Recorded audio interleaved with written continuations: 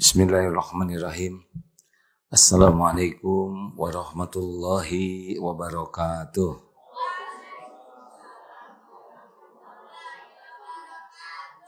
Alhamdulillahi rabbil alamin. Alladzi khalaqal mauta wal hayata liyabluwakum ayyukum ahsanu amala wa huwal azizul ghafur. Allahumma salli ala sayyidina Muhammad wa ala alihi wa ashabihi ajma'in.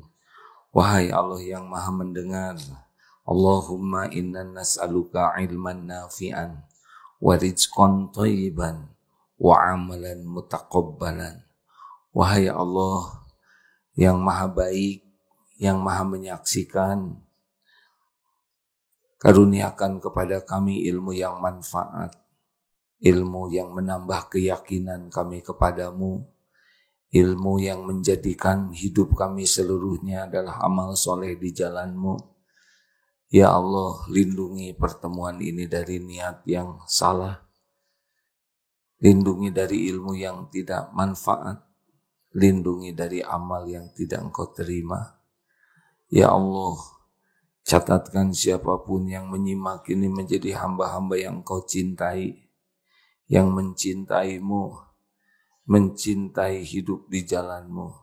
Taqabbal minna ya karim, innaka antas samiul alim. Kabulkan ya Allah, sesungguhnya Engkau maha mendengar lagi maha mengetahui. Amin ya rabbal alamin. Alhamdulillah. Harus doa. Kalau tidak doa rugi. Karena yang menentukan kita bisa jadi mendapat manfaat atau tidak adalah Allah. Tidak ada satupun manfaat Tuhan semesta alam, pencipta, pemilik, penguasa langit bumi berikut segala isinya. Ya'lamu ma baina aidihim wa ma khalfahum. Allah tahu yang di depan, yang di belakang, yang akan terjadi, yang sudah terjadi, dan yang sedang terjadi. Seperti hari ini ya, kita tidak tahu apa yang akan terjadi. Saya sudah ada rencana pagi ini begini, nanti jam sekian ada olahraga, jam 8 pelantikan yayasan DTP, jam 10 di PSM, asar kajian al-hikam, malam ma'rifatullah. Tapi belum tentu akan terjadi. Saya tidak tahu turun dari sini, pergi ke sana selamat atau tidak. Kita sama sekali tidak tahu apa yang akan terjadi. Tapi Allah tahu. Bismillahi tawakkaltu 'alallahi wala haula wala quwwata illa billah. Jika seseorang keluar dari rumah dan berdoa bismillah dengan nama Allah, tawakkaltu 'alallah, saya bertawakal kepada Allah. Wala haula wala quwwata, tiada daya dan tiada kekuatan illa billah. Maka dikatakan kepadanya hudita wa kufita wa wukita. Engkau telah diberi petunjuk, dicukupkan dan dilindungi. Maka setan itu menjauh darinya. Lalu setan itu berkata, kaifalak, bagaimana mungkin kamu bisa menggoda orang yang diberikan hudia wa kufiya wa wukiya, orang yang diberi petunjuk, dicukupi dan dilindungi oleh Allah. Hadis Hasan, riwayat dari Abu Daud. Jadi ketika seseorang keluar dari rumah, kita keluar tadi dari asrama, dari mana, kemudian kita berkata bismillah dengan namamu ya Allah. Saya bertawakal, saya menyerahkan diri saya kepadamu. dengan keyakinan Allah lah satu-satunya penguasa kejadian. Tidak bisa menimpa kepada kita nikmat maupun musibah kecuali dengan izin Allah. Apapun yang akan terjadi, tidak akan terjadi kalau Allah tidak mengizinkan. Orang janji mau ngasih apapun, tidak akan terjadi kalau Allah tidak mengizinkan. Orang janji mau mencelakakan, mau apapun, tidak akan terjadi kecuali dengan izin Allah. Ini kemarin ada seorang politikus Belanda yang masuk Islam. Padahal beliau adalah orang yang sangat anti-Islam. Masuk partai anti-Islam dan membuat buku anti-Islam. Sehingga untuk menulis buku itu dia belajar tentang Islam, bertanya tentang Islam, akhirnya jadi masuk Islam.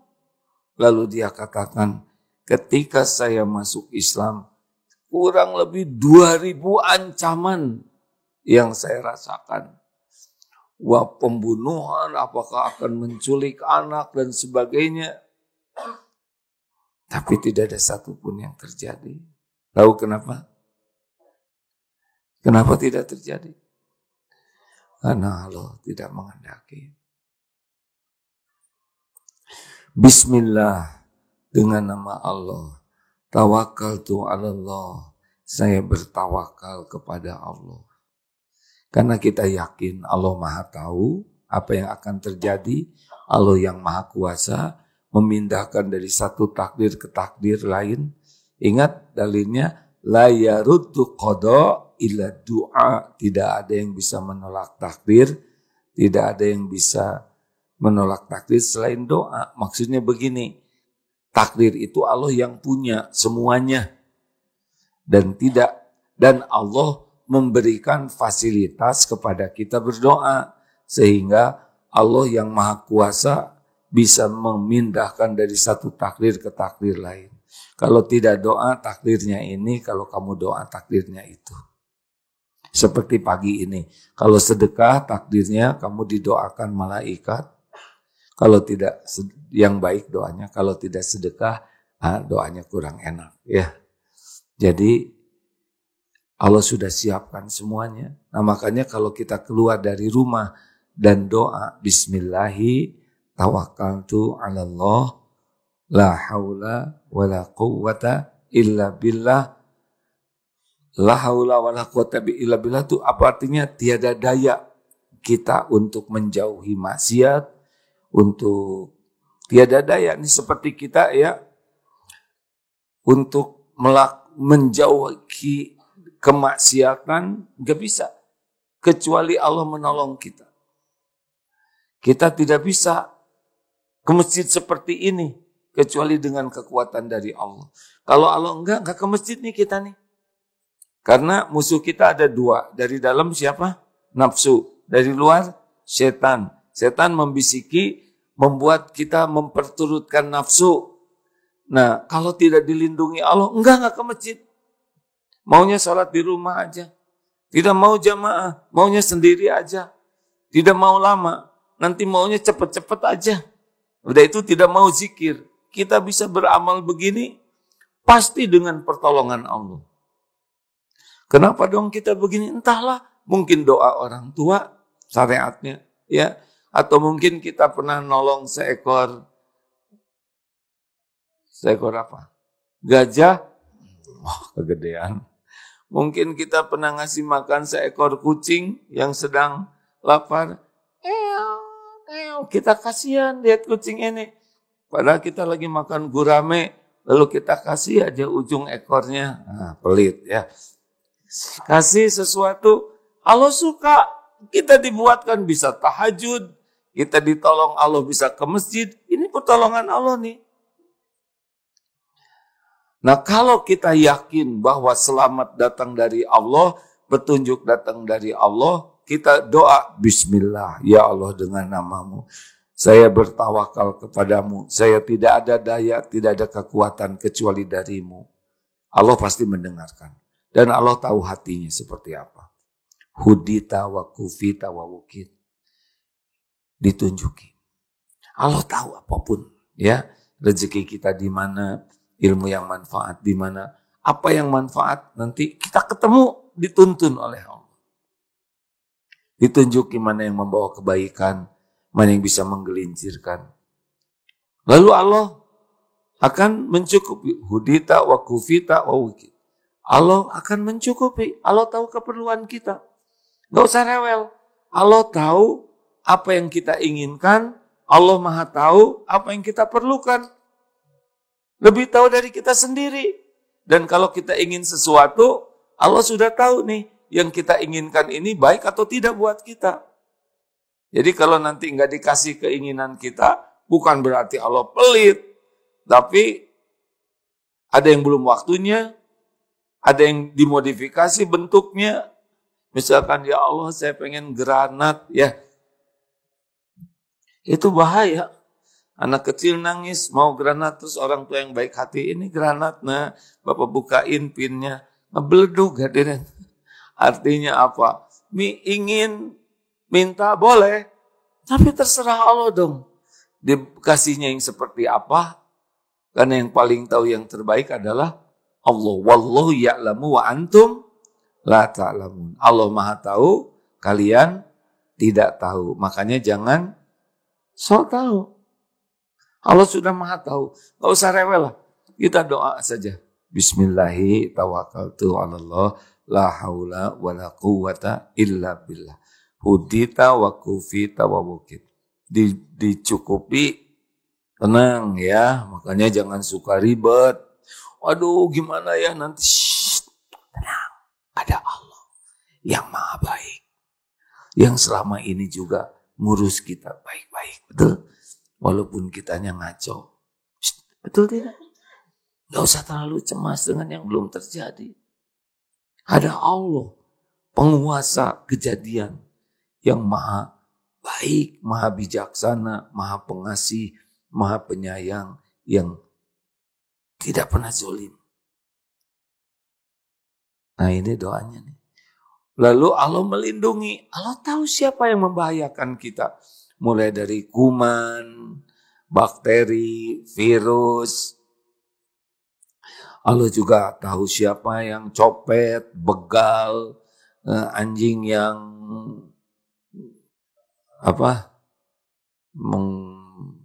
menggonggong, ya. Ada mana apa aja sih yang berbahaya buat kita tuh? Ada lubang di mana, ada yang genteng mau jatuh di mana. Allah Maha tahu apapun yang akan terjadi, apapun yang menimpa kita. Dan Allah janji akan melindungi. Dan janji Allah itu pasti. Kita sering tidak nyangka, saya biasa aja, lancar-lancar aja. Padahal aslinya dia bakal kecemplung got. Berapa banyak yang lagi jalan kecemplung got, benar? Berapa banyak yang lagi jalan kecugak? Kecugak bahasa Indonesiaannya apa? Tertusuk duri. Berapa banyak yang lagi jalan kepepet, angkot jatuh. Berapa banyak yang lagi jalan genteng jatuh kena jidat. Banyak nih tiap waktu tuh kejadian-kejadian. Tapi kalau kita doa, Allah yang Maha tahu akan memindahkan satu takdir ke takdir lain, hadiah bagi yang berdoa. Keren tidak sih? Nah yang paling kerennya lagi adalah setan. Aduh, saya sih bukan setan, ya nggak gitu ngomong saya. Tapi mungkin si setan ngobrol sama setan lainnya.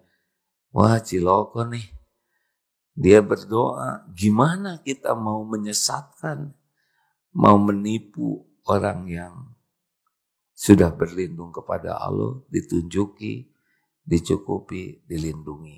Ini penting luar biasa. Karena tiap waktu setan membisiki kita.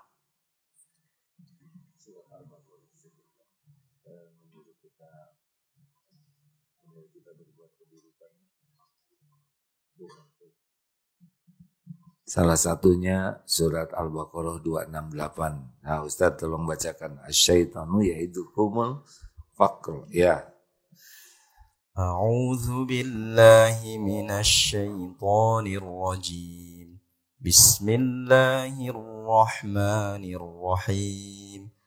Asy-syaitanu ya'idukumul faqra wa ya'murukum bil fahsya. Wallahu ya'idukum maghfiratan minhu wa fadla. Wallahu wasi'un alim.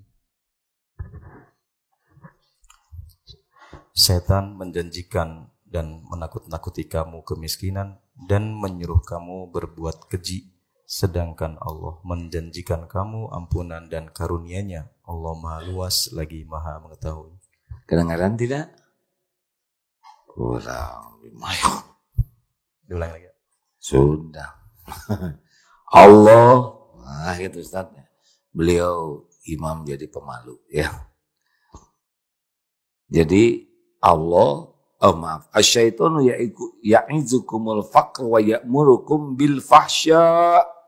Setan membisikimu, menakut-nakutimu dengan kefakiran. Wih, berkurang nanti duitnya, susah nyari uang sekarang, nanti habis loh, dikit aja. Terus dibisiki. Dan menyuruh udah gak usah, nanti sedekahnya nanti. Nah, ini adalah bisikan setan.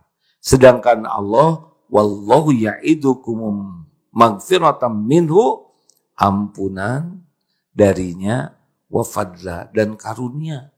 Wallahu wasi'un alim, dan Allah maha luas karunianya dan maha mengetahui. Jadi setan selalu membisiki kita. Nah, doa tadi itu membuat setan tidak bisa berbuat banyak. Makanya adik-adik jangan lepas zikir. Baik, kita sudah lama tidak tanya jawab. Baik, Mim. Dari masjid ada pertanyaan kah? Bismillahirrahmanirrahim. Assalamualaikum warahmatullahi wabarakatuh. Waalaikumsalam warahmatullahi wabarakatuh. Mohon bertanya, saya Denny dari Jogja, berdua sama teman dari komunitas keluarga belajar. Dari komunitas keluarga belajar.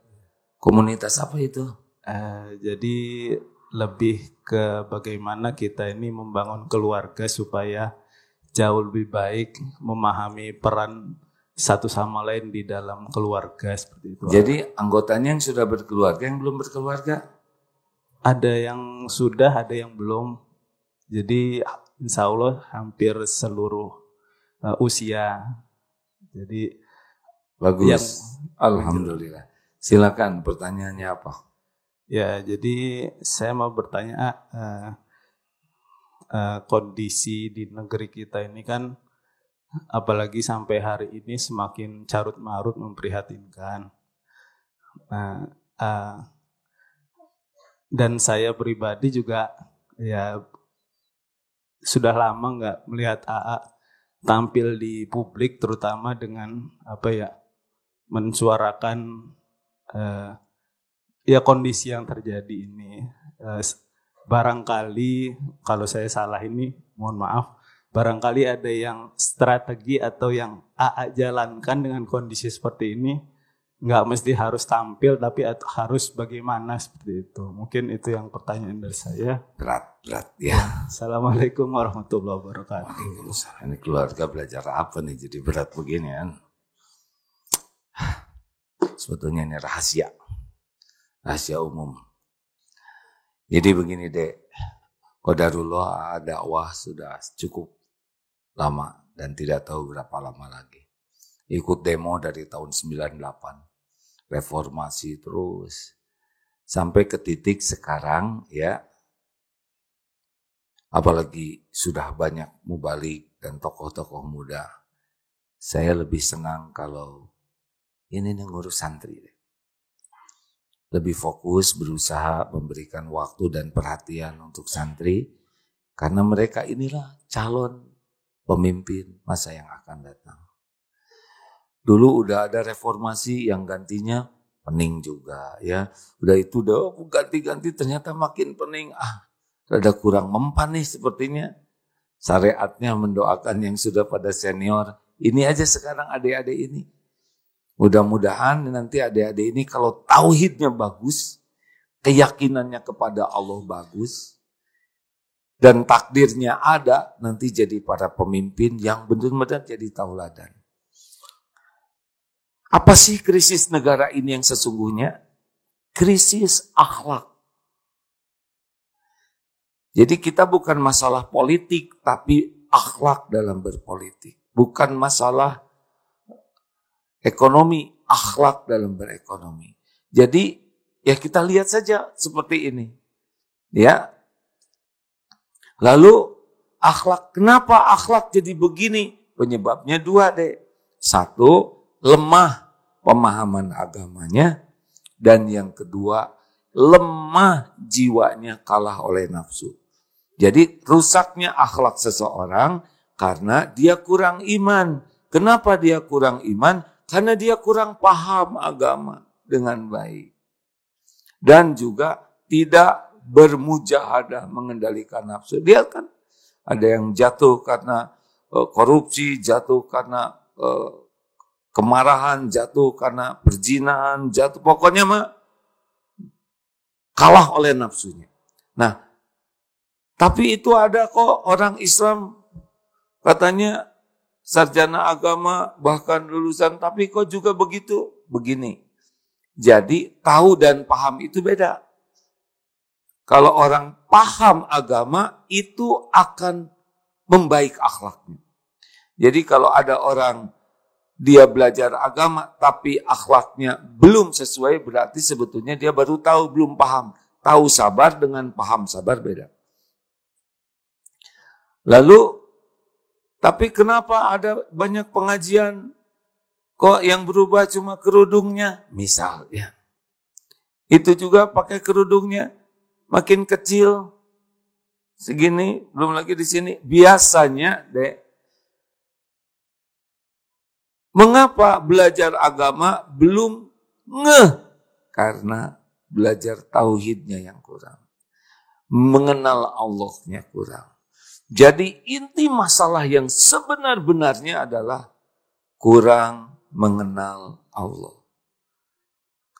Karena kurang mengenal Allah, jadi tidak ingat Allah, tidak yakin ke Allah. Akibatnya dia punya Tuhan yang lain, menuhankan harta, menuhankan jabatan, menuhankan gelar, menuhankan syahwat, menuhankan popularitas, menuhankan penampilan, menuhankan pujian orang. Ribet aja, jadilah akhlak buruk. Nah, jadi sekarang berusaha aja. Kok ceramahnya cuman gini-gini aja. Saya juga pengen seperti Ustadz Adi Hidayat, seperti Ustadz Abdul Somad, pengen hadirin seperti Ustadz-Ustadz yang lain, ilmunya luas banyak. Ya, tapi Kapling ini sedang belajar ditekuni. Supaya yakin ke Allah. Kalau orang udah yakin ke Allah, tenang. Dia nggak akan korupsi. Karena yakin Allah yang ngebagikan rezeki. Mau ngapain korupsi? Kan? Koruptor Allah yang ngasih rezeki, yang halal Allah ngasih rezeki, baik-baik aja. Kalau yakin ke Allah, nggak usah kita berbuat jelek. Mau ngapain? Tidak ada bahagia dalam perbuatan buruk. Tenang, nggak takut ngadepin hidup ini. Karena yakin ada Allah. Yang takut itu kita tidak disukai Allah, cuman itu aja.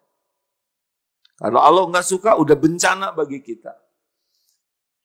Sering sedih kehilangan sendal. Yang sedih itu kehilangan tahajud.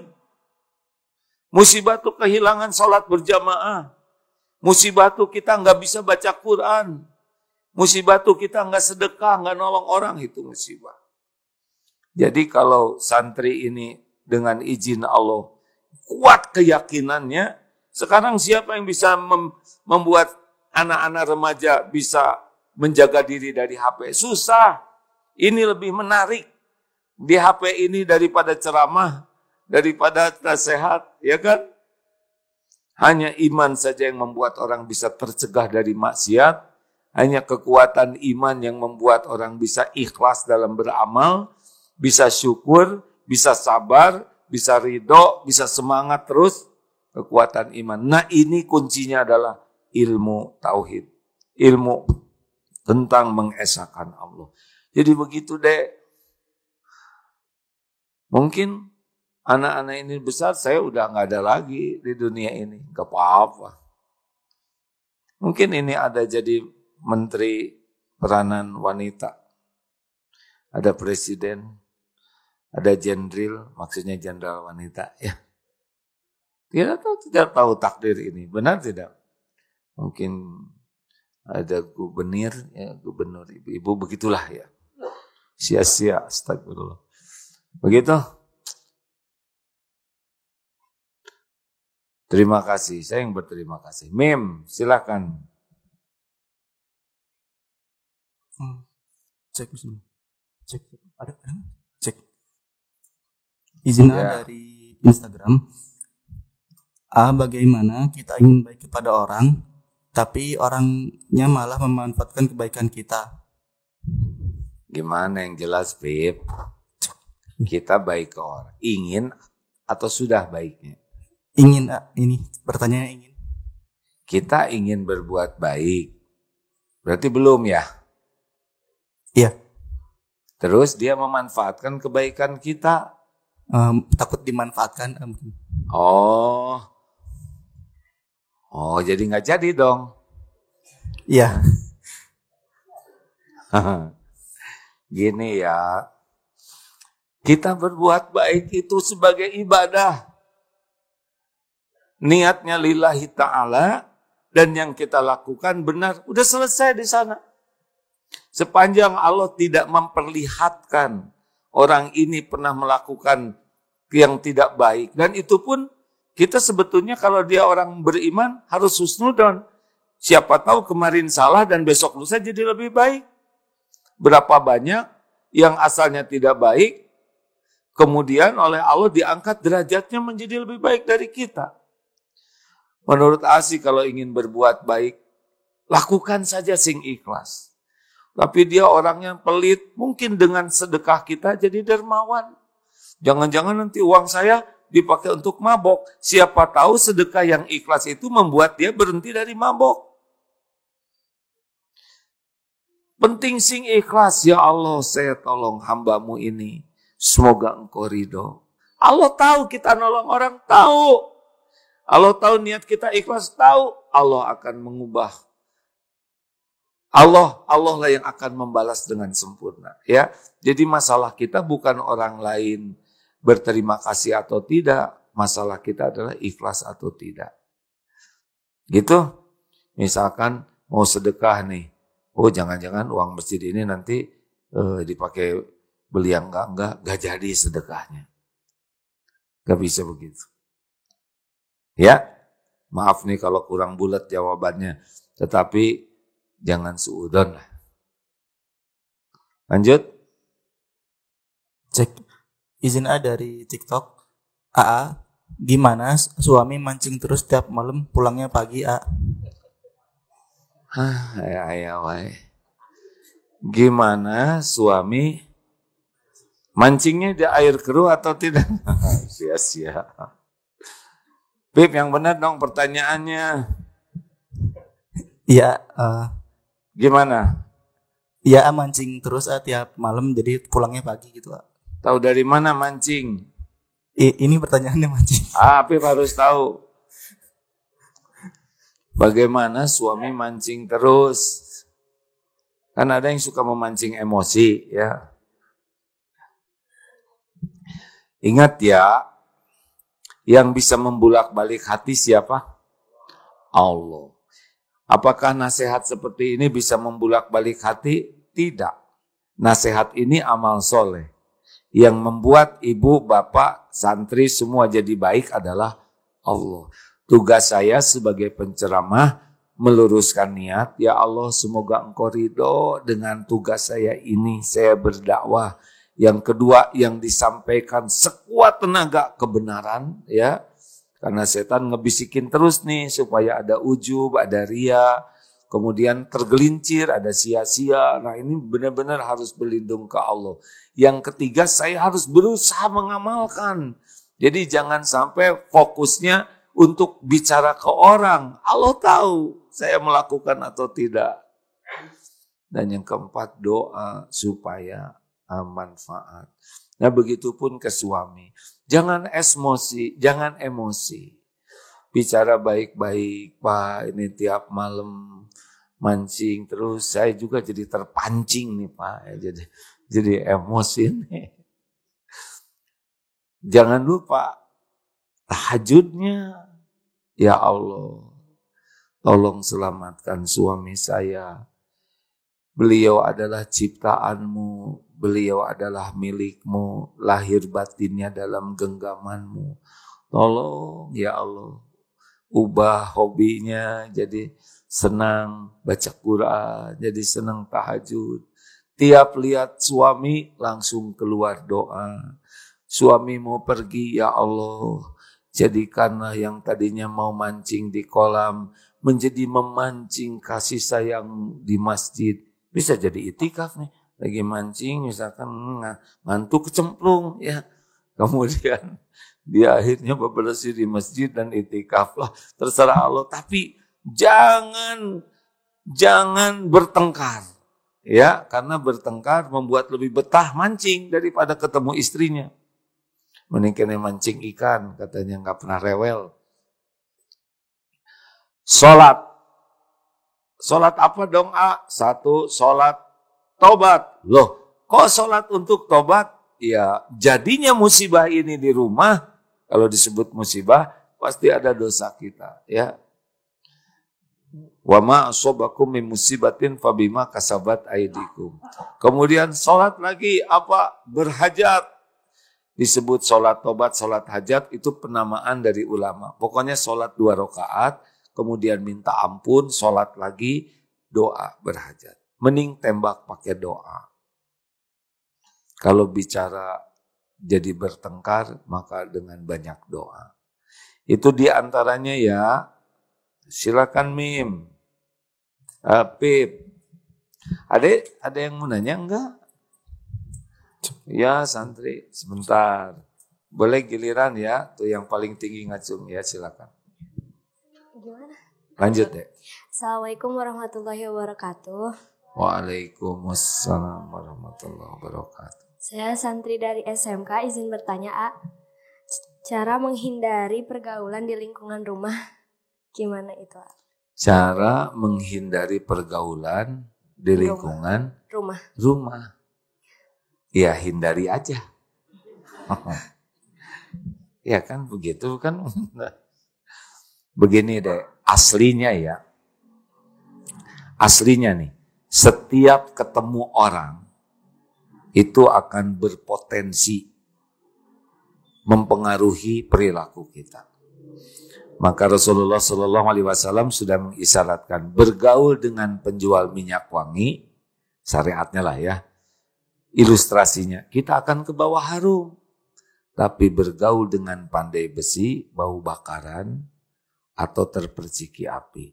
Kalau ingin lihat ini kualitas seseorang, lihat teman-temannya, lingkungannya.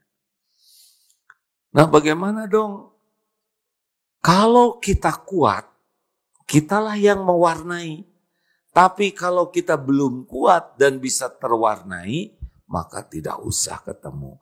Bukan memutuskan silaturahim, tapi menjaga diri supaya tidak rusak iman dan amal kita. Nah, teman yang baik itu adalah kalau kita ketemu, jadi banyak ingat Allah. Nah, ini cirinya nih. Ini teman baik. Pokoknya kalau ketemu dengan beliau, kita jadi banyak ingat Allah. Karena dari sikapnya, dari tutur katanya. Kemudian kalau beliau ngobrol dengan kita nambah ilmu yang manfaat. Dan kalau kita lihat kehidupannya, kita jadi ingat akhirat. Nah ini sudah sangat bagus nih. Tapi sedikit teman yang kayak gini. Makanya kalau punya teman yang bisa membuat kita ingat ke Allah, nambah iman, ilmunya manfaat, kemudian membuat kita jadi ingat ada akhirat, jangan jauh, itu rezeki besar dari Allah. Kehilangan barang gak ada apa-apanya, tapi kehilangan teman atau orang dekat yang bisa membuat kita nambah iman dan nambah amal soleh, kita dijauhkan, itu musibah. Benar-benar musibah. Betulan deh. Makanya minta ke Allah, ya. Ya Allah, berikan saya guru, berikan saya teman, pendamping hidup yang bisa menguatkan iman dan menjadikan seluruh hidup saya jadi amal soleh. Kalau bahaya, dah jaga jarak. Nggak wajib kok. Harus ketemu. Tapi menjaga silaturahim, ya ketemu. Assalamualaikum. Pergi aja. Ya. Begitu. Terima kasih. Boleh menambahkan, silakan Ustaz. Bagus sekali ini. Silakan Ustaz.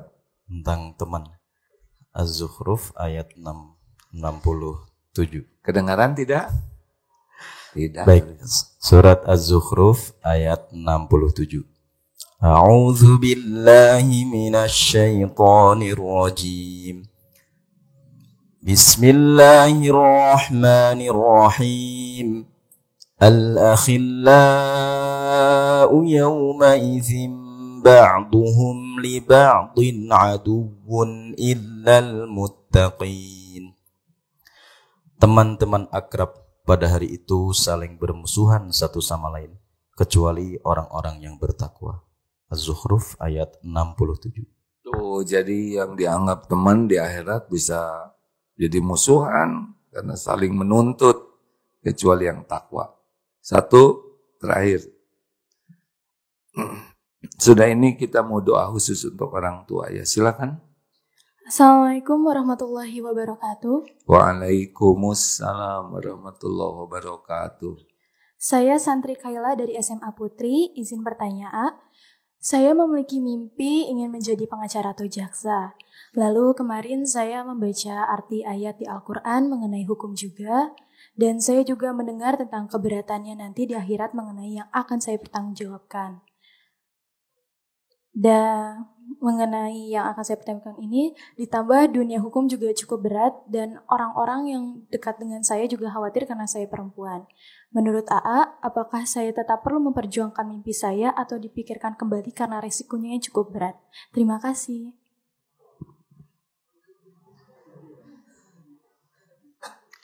Jadi jaksa maunya? Ya, betul. Jika tidak jaksa, pengacara. Pengacara. Pengacara itu pengacara ya. Kalau tidak ada jaksa soleh, tidak ada pengacara soleh, udah berat nih negeri ini, ya kan? Istiqoroh saja deh. Semoga jadi jaksa agung. Amin. Yang bisa menegakkan keadilan dengan seadil-adilnya. Jangan sampai ada terdakwa yang sudah inkrah. Waduh, gara-gara media nih. Sudah divonis. Sampai sekarang tidak ditahan-tahan. Nah ini pasti kurang adil. Hebat sekali kalau jadi adik nanti jadi jaksa yang adil. Tegak keadilan. Itu yang dirindukan. Jadi hakim yang adil. Itu di akhirat nanti luar biasa pahalanya. Tapi perjuangannya juga tidak mudah. Tapi kalau jadi penegak hukum tidak adil, jadi hakim, jadi jaksa, jadi pengacara, jadi aparat yang tidak adil, tidak lama itu jabatannya. Yang lama itu di akhirat. Setiap ketidakadilan pasti diadili. Setiap hakim pasti diadili di akhirat. Setiap jaksa pasti diadili di akhirat. Pasti itu, ya, nggak bisa lepas. Setiap ketok palu pasti nanti di akhirat ditanyakan. Kalau adil, pahalanya melimpah ruah. Kalau tidak adil, berapa lama itu jadi aparat di dunia? Tidak lama.